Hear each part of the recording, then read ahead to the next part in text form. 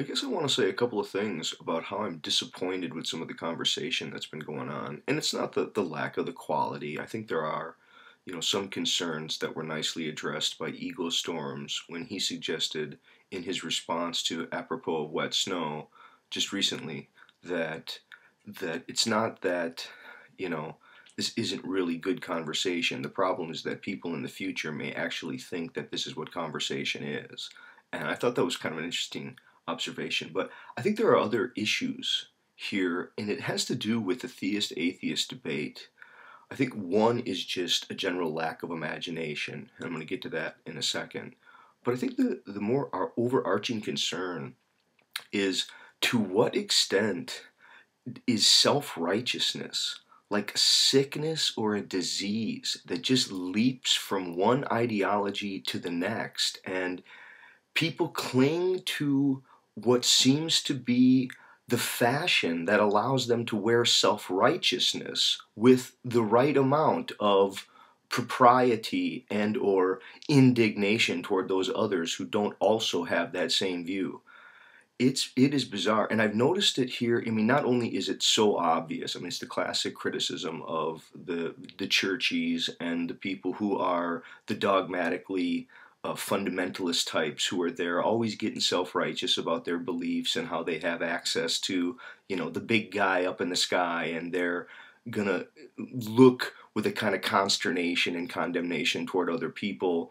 And as disgusting and as obvious that is, and as well complained about that is, I can't believe more people aren't complaining about the number of atheists on YouTube who just walk around and shoot fish in a barrel. Like, who is that fun for? I mean, to sit and to point to people who are bordering on, they're in the sandbox eating a crayon, and you're, patting your own back by pointing out how people who are obviously just ridiculous are wrong. I mean, part of this is like, what's the point? I don't even get it.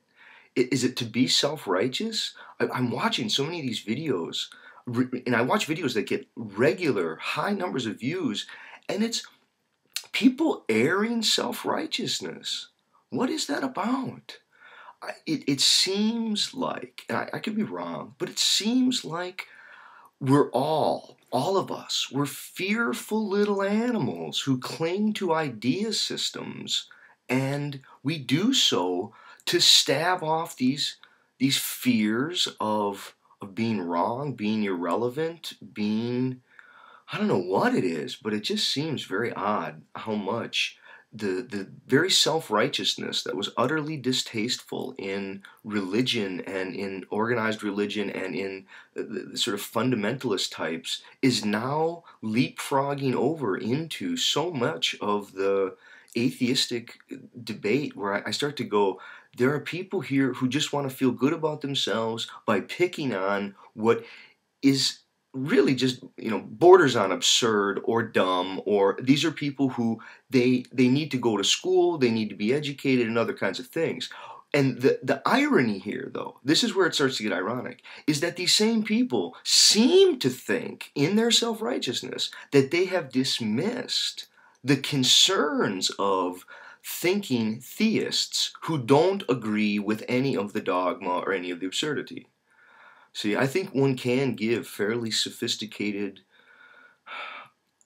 questions and appreciations for the complexity and the mystery and what I would call some of those things that we just don't have answers for. And I'm not giving an argument for agnosticism. See, I guess it sort of sounds like I'm giving a kind of agnostic argument where, like, how dare the atheists be self-righteous? See, I think that's the concern. You watch this shock of God stuff where shock of God's going, oh, look, you don't have any proof either. Well, yeah, the point that's being given there is that this shock of God is noticing the self-righteousness on the rise. And it seems odd that someone would self-righteously say, well, I know there's not a God, in the way that someone would say, well, I know there is. And it's not to say agnosticism is what people should adopt. It's maybe to ask, what ought people mean by God? And how about an ongoing imaginative discussion? See, this is what I want to get to. I think there is a kind of lack of imagination that I see.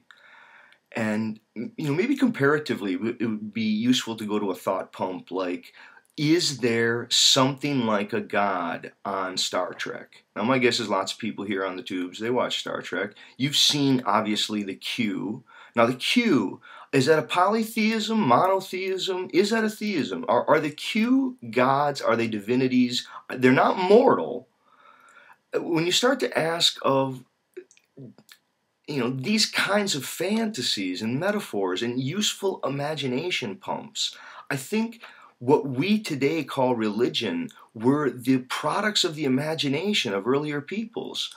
Today, the times have changed. We need people to come to terms with modern science. They need to accept the developments in contemporary evolutionary theory. They need to accept all the the Genome Project. I think people need to really come to terms with the age of the universe as best that we can tell right now. All of these sort of constants in both physics, biology, mathematics, all these kinds of things, the developmental constants of evolutionary emergence theory, all these kinds of things.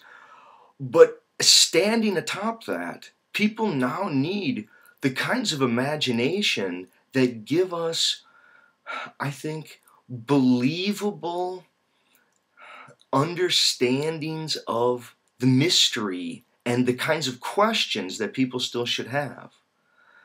And I don't think that if we say that the previous religious dogmas are now bankrupt or their shelf life is expired, that we're saying that all theistic thought is somehow bankrupt.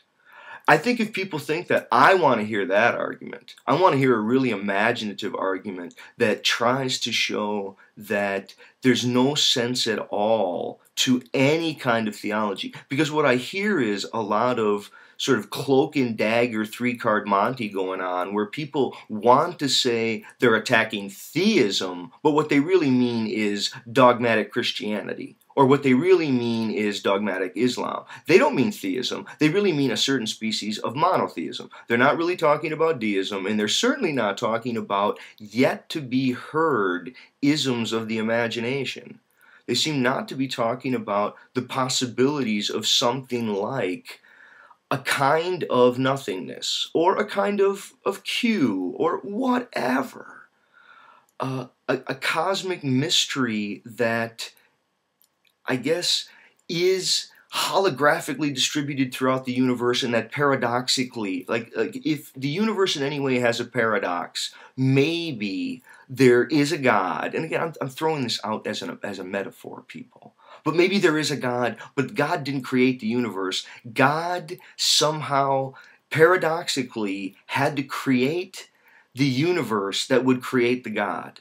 And it's some sort of paradoxical loop where God couldn't come into existence until humans made the scene, and by the product of their imagination were able to come up with some notion of a creator. But there couldn't be a creator until that. But that was the creator. I think, and if people say, well, that doesn't make any sense, we need a better one. So let me see if I get the ones here. I just want to make sure that these are the best that people can come up with, and maybe I'll end there. So so the going stories are, it just came out of nothing.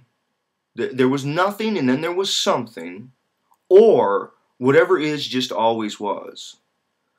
I think if we're going to say that it always was, or there was nothing and then something, I guess I would want to get at which one of those seems more miraculous, which one of those seems more aligned with a kind of imagination pump, or an imagination launching pad that would begin the beginning of the kinds of felt appreciation for the mystery that all of this is. How do you create the adequate context to let people know that everything that has ever been thought, everything that has ever been imagined, you've never met the person who hasn't had the thought that somehow has come from this world. Now, whether it's eternal or not eternal, I don't know. Whatever, if it has a date, I don't care. Let's just say all that ever was. Everything that ever was, all that ever was, has always been from this cosmos. Yeah, whatever that means. Somehow each person is a place and moment of everything that has ever existed. And somehow each one of us, we did not come into the world, we have come out of it. We're literally something it's doing. And as the way that the world or the cosmos haunts itself as another, somehow there is a purpose in something as simple as beauty and doing nothing, sitting around and relaxing. We don't need grandiose purposes with some divine plan at the end. Why would someone need that? What kind of overdrawn expectation is going on there? And can't there be something like the recovery of a certain kind of understanding of time, a certain kind of understanding of self and other, love, mystery, the animal-human relation? There seems to be so many horizons where we can begin to postulate something like all of this seems pretty miraculous as a whole. And I don't mean divine intervention and burning bushes and virgin births and life after death. See, we don't need life after death. You've already tasted eternity. You right now, in everything you do, you are participating in all that ever has been. I can't believe it's not more miraculous to more people. Okay, thanks.